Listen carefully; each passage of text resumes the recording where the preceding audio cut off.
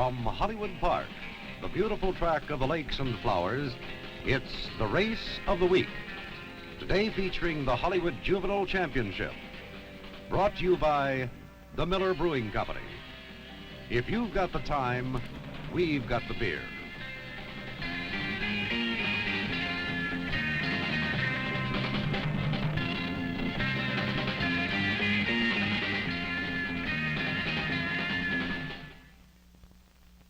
Welcome to the 30th running of the Hollywood Juvenile Championship. An estimated crowd of 46,000 is on hand to witness this richest race in the West for two-year-olds. Hello, I'm John Forsythe. You know, the word great is used much too often today to describe athletes. The word almost loses its meaning. But I'm sure no one will quarrel with me when I use the great in connection with these two fellas right here. My partner, my friend Bill Shoemaker, and a great young jockey, Lafitte Pincaille. Lafitte, welcome to our show. Thank you. I'm sure you two fellas have met before. Oh, yeah, we've met in quite the a few stretch, times. you know. Yeah. Lafitte, we were talking, Bill and I, not too long ago, about the Central and South American jockeys, particularly the Panamanians, and how they have almost taken over American racing today. For example, money won and races won in the last 5 years have been almost all Central American jockeys. How do you account for that? Well, I think that's because we gotta try so hard to become a rider over there, and most of us are starving over there. You know, we gotta work hard, and we see the opportunity to come to this country, and we love our job, and we really try hard. That's the main thing, I think. I'm sure that's a very important thing. Your father, of course, was a great jockey, wasn't he? Yes, he was. Did you start earlier than they start here in this country? Well, What age? I started galloping horses when I was 15, and I started learning to ride when I was 17. That's remarkable, that. Bill, what do you feel about the way that these invaders from South America and Central America have come in and swept off the cream? Well, I think that South America is really a horse country, you know, and I think every kid that's not too big really wants to be a jockey over there. And as Lafitte said, they all work hard, they try hard, and actually, when you look at it this way, the best that they have in Panama, all the good riders come here and they do real well. But you must remember that all of them that came, Baiza, I think Velasquez, I think he was from Yes, there. Vasquez, yes. And now Lafitte Pincaille, but they're all top riders over there, so there's no reason why they shouldn't be top riders here. Of course. Of course, diet has a great deal to do with it, too. Do you know the statistics say that in the last 25 years, the average American is 1 inch taller than he was 25 years ago? Well, that might have something to do with it, too. The American guys are getting bigger, and I think they're probably lazier and don't want to work as much as some of these boys do. Yes, I think your point about it being an agricultural country. It is, yes. And Great horse many country. more horses than there are automobiles, for example, aren't there? Yes, I tell you, over there the track is so deep and the horses are so bad that it's really hard sometimes to win a race over there, you know? Yes. Sure that if you ride the best horses, most of the time you're going to win. But some races, you really have to work hard to win it, you know? Yes. Because the horses are bad. They're bad and they soar and... it's more difficult, yeah. John, to ride a bad horse than it is a good one. Yeah, that's sure right. it has. I believe so too. You know, Eddie Belmonte, who's from Puerto Rico, told me a funny story when I saw him a while. He said that for the first week when he was in this country, all he did was he ate chicken and malted milk. And I said, why? He said, those are the only 2 words I know, chicken and malted milk. He ate it 3 times a day. Well, you two fellas have had a phenomenal meeting. You both won over $1 million at this meeting. Bill, you broke the stakes record. That's right. I've had the best meeting here that I've ever had, and Lafitte has had a great meeting here, as you know. Just tied Johnny Longden's record today. Right, he sure did. With a very good chance of breaking it. Two Yes, I hope. more shots, I think. You don't ride the 70, you've got 2 more 2 more Yeah. today, and then, of course, on Monday as well. That's right. Well, it's been remarkable to have this kind of riding talent come into the country, and I'm sure Bill will agree when we say that we welcome the opportunity to have a great young jockey on hand. Thank you very much, Lafitte. Okay, thank We're you. going to be back with Harry Henson and the Parade to the Post in just one moment.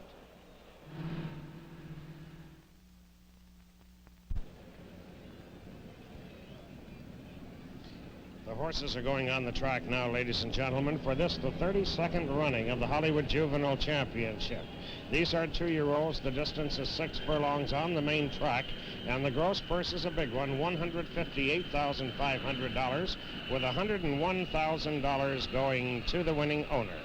$25,000 to second, $17,500 to third, $10,000 to fourth, and $5,000 to fifth. We have a bulky field here this afternoon of 14 2-year-olds. In a moment, our bugler, Harold McCarthy, will play the call to the post, the call as the horses go onto the racetrack. This is the 32nd running of the Hollywood Juvenile Championship, a race that has been won in recent years by such well-known 2-year-olds as Fast Fellow last year, Insubordination the year before that Fleet Kirsch, then Jim White, Forgotten Dreams, and Port Wine. Here are the horses in post-parade order. Number 1 is Royal Owl. The rider is jockey Bill Shoemaker. Royal Owl carries 122 pounds, and all of these colts and geldings in this race carry 122 pounds. The Hollywood Turf Club now presents the 32nd running of the Hollywood Juvenile Championship. 2-year-olds at 6 furlongs, the purse $100,000 added. Number 1A is Royal Champion. Wayne Harris is the rider. Number 2 is Wind and Sand with jockey Lafitte Pincay Jr. Number 3, Solar Salute. The rider is Howard Grant. Number 4, Hold Your Peace with jockey Carlos Marquez. Number 5 is D.B. Carm. The rider is Danny Velasquez. Number 6, Colonel Herring with jockey Jerry Lambert. Number 7 is Tri Jet, and the rider is Donald Pierce. Number 8, MacArthur Park with jockey Eddie Belmonte. Number 9 is He Is a Native. The rider is Milo Valenzuela. Number 10, the Eastern Import, Good Eagle with jockey Ray Broussard. Number 11 is Peristyle. The rider is Johnny Sellers. Number 12 in this race, Logan Square, was withdrawn earlier today. Number 12B is Don't Give Up with jockey Fernando Taro. And number 12C, Ratty Rula, the rider Charlie Tohill. And now let's take a closer look at the horse with saddlecloth number 1. Number 1 is Royal Owl, owned by the Royal Oaks Farm and the J.K. stable of C.B. Thornton and Joe Burden, and trained by John Canty. Royal Owl, racing with his stablemate Royal Champion, is the public choice. He earned the role of favorite off his last performance, a 10-length victory in which he was timed for the 5.5 furlongs in 1 minute 3 seconds flat, equaling the fastest clocking for the distance by a 2-year-old in Hollywood Park history. Royal Owl is the son of the speed sire Crazy Kid and the good producer Mama Mouse, and could give Bill Shoemaker his 18th stakes success of the meeting. We'll have more to say about these horses when they get closer to the starting gate. John Forsythe and Bill Shoemaker will be back to discuss the Juvenile Championship field with a special guest in just 1 moment. The history of show business is filled with wonderful comedians. But it would be hard to find one that is more loved than the schnozzola himself, Jimmy Durante. Hi, Jimmy. Listen. Welcome to our show. Well, I'm tickled to be here. You know this fella, I'm sure. James, how are you? Shoo. We God, do a lot of I don't know him. we do a lot of good things on the beach at Delmar, don't we, That's Jim? right. And I'm That's down where you're there. heading, huh? I'm down there already waiting for you. I know you are. Hey, Jimmy, what is this? I keep seeing in the newspaper, you're not the only member of the Durante family that's busy. No, that little Cece there, she got a picture in the Times. Yeah. In every paper in Los Angeles. And you know something? She's getting me publicity. How old is your daughter? 9 years old. She's a pretty little girl. Ah, She was the flower girl at the wedding at Desi Arnaz wedding. That's right, that's right. Well, I knew you'd make it in show business, Jimmy. I Now- knew the kid would help you. Now, let's get down to the business. Well, at no, I hand. want to ask you something first. As you know, I'm a big fan of yours. I want to know when you're appearing next up in Las Vegas, because I want to go. Well, I'll be at the Desert Inn on October 19th October 19th for 2 weeks? for 2 weeks. I'll be there, and I'll see you. Now, We'll all be there. Jim, James, you know that. we'll get everybody there, too. I'm Jimmy. sure the two people. We flew down last year when he opened up Yeah, there. that was Right at along the that side. frontier. Frank Sinatra gave us his plane from Del Mar to Las Vegas, and we That's right. saw your opening there. Well, I might take a bike and take my friends down. Boy, Jim? boy, was I surprised. Oh, I bet. Now, tell me, you're well known as one of the better handicappers around the racetrack. We'd like to see what you can do stacked up against our friend Shoemaker. Well, that's what I was going to say. Let's tackle... All right, Let's here we tackle go. this like the exploits that we are, huh? Yes. Well, you want me to go first? You shoot. Go right ahead. You're the first. Now we have here Royal Owl. Now Shoemaker's rode that horse, and he win by 10 lengths, right? He did indeed. Am I right? You're so right, Jim. Just nod your head. You ain't got many lands. So now he did it in 103, Yes. right? Now, Fastest time that's in the who meeting. I picked to win the race. Not because Shoe was here. You're going to get an argument from this fella. No. I don't think you will. Not on that one. And then, number 2, is a horse here, that Trio Jet. He was Right. unlucky to lose the last one in the Hoggins Stakes. That's right. Am I Try right or Jet. wrong? Yes, you were right about that. He got in a lot of trouble. Try He Jet. sure did. And for number 3, it's Good Eagle. Good Eagle. Number 10, Good Eagle. That's a horse that's come out from the east. That's right. Got shipped here from the east. Right. And They he don't looks spend pretty good. $7,500 for nothing, do That's they? Those eastern fellas. Well, he ran 5/8 and 57 and 1, I think, there, which is racehorse time. And if he runs that kind of a race, God, I'm that sure was he'll be something. tough to beat. Yes. But- That's who you pick. You Yep, pick that's Royal right. Owl on top, and then Try Jet, and then Good Eagle, the eastern horse. That's right. And you're going to swear by that. I'll swear by it. No I'll swearing on swear this by it. program, Jimmy. Bill, now that you've heard this show business expert, what do you think? Well, I kind of liked his first choice pretty well, and I rode him the last 3 times he ran. He's won 2 of them. Are you riding them? You're riding them tonight. Yes, That's Royal Owl, right. And the last time he ran, as you said, he won by 10, and he ran in 5.5 and 3, and no 2-year-old has done that except one, and that was a few years ago, I think 1956 or 7 or 8, somewhere around there. And you also had the choice of Royal Champion or Yes. Royal Owl. Well, didn't both of them can really run. Royal Champion had some trouble in his last race, and he was 5 wide on the turn. I could never save any ground on him, and he only got beat, I think, 3 3/4 lengths, which was a good race, real good. How about John Candy's other horse, D.B. Carm? He can be trouble too, can't he? D.B. Carm, the last time he ran, he stumbled badly leaving the gate. He had no chance. And one race here, he ran the horse that MacArthur Park. He ran him to a nose finish, and MacArthur Park got disqualified, and they gave it the race to D.B. Charm. So My God. this really stacks up as a great race. It is indeed, yeah. Very There's some 50. Well, 6 or contended. 7 or 8 horses in there that can, any one of them could win it. And there's 15 horses in there, which makes it a difficult race unless you're in position all the way, I think. I think you have to be 1, 2, 3, 4, or you might run into some trouble if you come from way out of it. Well, we may be seeing maybe the Kentucky Derby horse for next year. That's right. Maybe that con he's talking about a one-shot. Yes. Let's keep on that horse. And you hold your peace as well. Well, thank you, Jimmy, for being on our show. We enjoyed having you. God bless you. Thank you. Yes, sir, James, And and I'll Sue, see you We'll be right Tuesday. back with a I live love running of the Hollywood Juvenile Championship, and we'll see how the show business expert works out against the racetrack expert.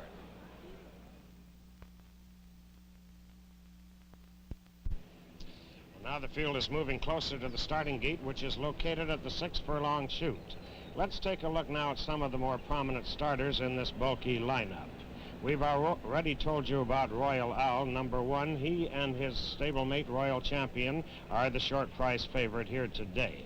Number 2 is Wind and Sand, and Wind and Sand is owned by Mrs. Tilly Christopher of Miami and is trained by Keith Stuckey.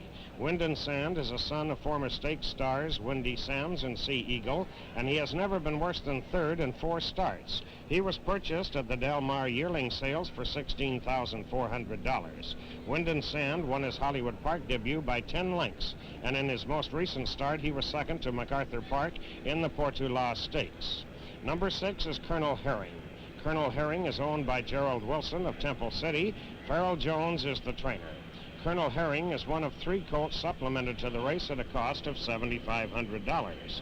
He made his stakes debut in the Portula and displayed a strong finishing style, closing fast to take 3rd in a manner that warranted his being supplemented to today's rich encounter.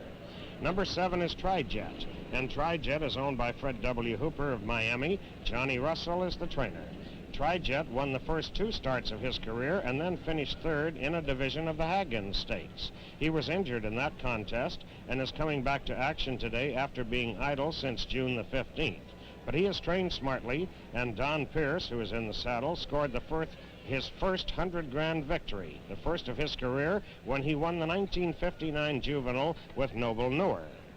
Number 8 is MacArthur Park, and MacArthur Park is owned by the Mark III stable and is trained by Tommy Doyle. Eddie Belmonte has flown from New York to ride MacArthur Park today. This son of First Balcony won the Portola Stakes in his last start, and his performances since winning a maiden event in record time at Santa Anita mark him as a strong contender. The horses are at the gate. Number 10 is Good Eagle. Now, Good Eagle is owned by W.L. Lyons Brown of Louisville, Kentucky, and is trained by Don Devine. Good Eagle was flown here from Monmouth Park after being supplemented to the race. He has been second to 3 of the best colts in the East in his last 3 starts, all in stakes competition, and he figures prominently in this field. Ray Broussard arrived last night from the East to ride Good Eagle in his Hollywood Park debut. That covers the more highly regarded starters in today's Rich Classic. So now let's listen to starter George Kidd as he loads this field of talented youngsters.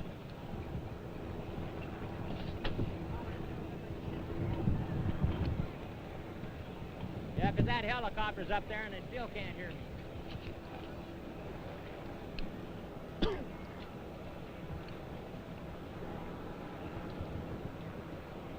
Just relax on them and get them all trapped.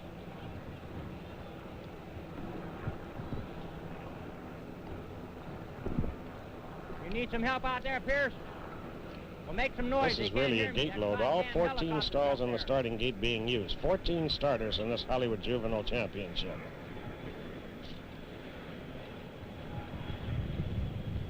We'll try to get back to you, Don. It's quite a chore for starter George Kidd. All 14 of these horses, of course, are 2-year-olds. His assistant starters have their hands full over there at the 6 furlong chute. In the 7-hole, Heaney. Pierce there. We still got 2 behind the gate, so just relax. I see him. We still got 1 behind the gate, Riders. Get him trapped. The flag is up. Now everybody give up everybody a shot out of here. Back him up a little, Jerry. I straighten him up. And there they go. Royal Champion is going to the front. Solar Salute is second. Royal Owl third, moving up on the inside. He is a native, is fourth. Peristyle fifth. Good Eagle is sixth. Then Tri-Jet between horses. Wind and Sand on the rail. Going into the fire turn, it's Royal Owl in front of the inside by a half length. Royal Champion is second by a neck. He is a native, third by a half length. Peristyle fourth on the outside by 3/4 of a length. Good Eagle is fifth. MacArthur Park sixth. Then Solar Salute and Wind and Sand. Turning for home, it's Royal Owl in front on the inside by a half length. Royal Champion is second by 2 lengths. MacArthur Park third, now moving up on the outside. Peristyle is fourth. Good Eagle fifth, and Wind and Sand. Turning into the stretch, it's Royal Owl in front on the rail by 2 lengths. MacArthur Park is second on the outside by 1 length. Royal Champion third. Peristyle fourth. Wind and Sand and Solar Salute. Royal Owl in front. MacArthur Park is second, and Wind and Sand. Royal Owl, MacArthur Park, and Wind and Sand. And Royal Owl's the winner by 2.5 lengths. MacArthur Park second by 4, with Wind and Sand finishing third. Well, this favorite, Royal Owl, breaking from the rail position, moved up strongly on the inside, and the run down the back stretch to engage for the lead continued strongly, and they ran the 6 furlongs into very fast 1 minute 9 1/5 seconds. The fractional times, 21 3/5 seconds for the quarter, 44 2 for the half, and that's quite rapid. 56 4/5 seconds for the 5 furlongs, the 3/4 in 1 minute 9 1/5 seconds. Royal Owl, who was the favorite with Royal Champion, they were running 1-2 at one stage of the race before Royal Champion began to weaken. Here they come down the stretch now. Royal Owl on the inside. Jockey Bill Shoemaker tapped him lightly there once, kept hand riding him. MacArthur Park ran a big race to finish second, coming from out of it, was outrun the first part of the race, and Wind and Sand will be closing strongly here on the rail to finish third. But it was all Royal Owl this afternoon in a very fast 6 furlongs, 1 minute 9 1/5 seconds. Royal Owl in front, drawing out there at the finish. MacArthur Park finishing second, with Wind and Sand finishing third. Solar Salute was fourth. Here we come to the finish line. Royal Owl in front by some good 2.5 lengths, I believed I called it. We'll join John Forsythe and Bill Shoemaker and all the excitement in the winner's circle in just a moment.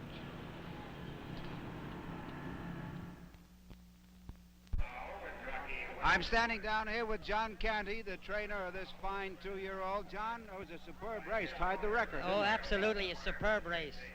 Really superb. Well, you had 3 of them in there. Either one of the 3 could have done it. Go on and get your picture taken. Well, this remarkable 2-year-old, gave every indication last week that he was going to be tough today. He ran 5.5 and 103 last week, and today he tied the track record for the stakes record for this race, 109.1. There's a lot of excitement, as you can see down here in the winner's circle. John, this takes a little of the sting out of that, the unconscious. Yes, day. it does. Remember, we were all so high on unconscious in the Derby. Right. Here's Bill. Congratulations, Hello, John. Bill. Thank you. That was all Number right. 18 stakes for you, and you did one for John. That's right. He's a nice goal, this goal. Indeed he is. Well, we knew last week when he ran that fast 5.5 furlongs, he was going to be tough in here. That's right. We had a bad position today, and I had to rush him a lot more than I wanted to, but he was good enough to overcome it. I think we're going to have a rerun of the race here. Good. We can all watch it. Wonderful. What do you think about him for Kentucky Derby potential, Bill? Well, he has ability. Hell, this is a little bit early to be worrying about the Kentucky Derby, though, right now. Yeah, I would say so. Well, John has done so well with Kentucky Derby potential horses, yeah. like unconscious. There's this no year. question that he could be, yes. Yeah. Are we taking you away from your picture in here? You got a horde of people. Go on in and get your picture. As you can see, there's an army of people in here.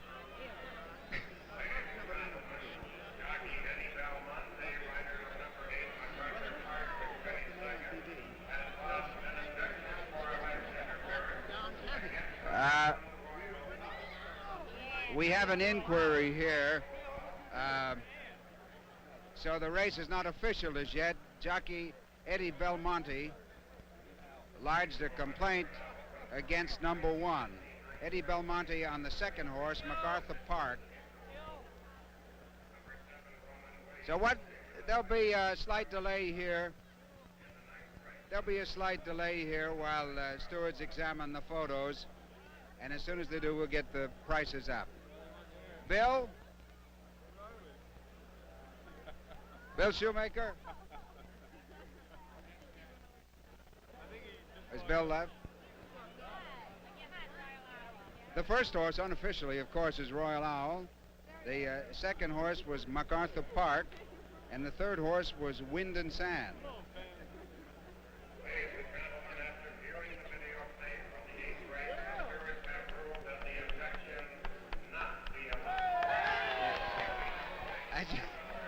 As you can hear, the objection was not sustained, and the result is official, and we'll have the prices up in one moment.